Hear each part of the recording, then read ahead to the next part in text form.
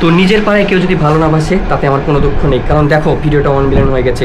ভালোবাসা কোথায় থেকে আসবে একমাত্র উপরবেলায় জানে, ঠিক আছে? তো চলো গাইস, দেখা হবে নেক্সট ভিডিওতে। তো একটা কথা বলতে চাই গাইস, যে জীবনে যে কাজটা ভাববে যে আমি করব, সেটা তোমাকে করতে হবে। ভাবলে হবে না, পিছলে হবে না, আগিয়ে যেতে হবে আর কাজটাকে করতে হবে, ঠিক আছে? তো আমি একটা বড় আঙ্গুলিয়াতে ইনস্টাগ্রামের জন্য রিলস বানাচ্ছিলাম।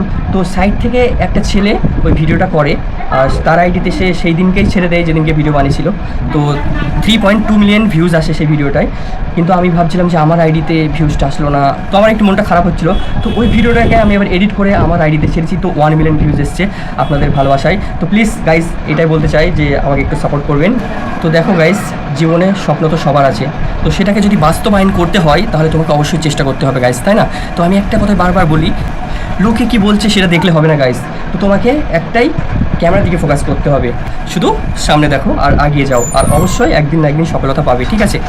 পাড়ার লোক আমার সাথ দিচ্ছে না, আমি বলছি যে আমার সাথে ভিডিও করো, ভাইরাল হলে তোমাদেরকেও যদি কিছু আমি ইনকাম করতে পারি সোশ্যাল মিডিয়া থেকে, তো তোমাদেরকেও আমি দেবো, কিন্তু তারা ভিডিও করতে রাজি হচ্ছে না। তো আমি ভাবছি আমি একাই করবো, আর করে আমি দেখাবো গাইস যে জীবনে একাও অনেক কিছু করা যায়, ঠিক আছে?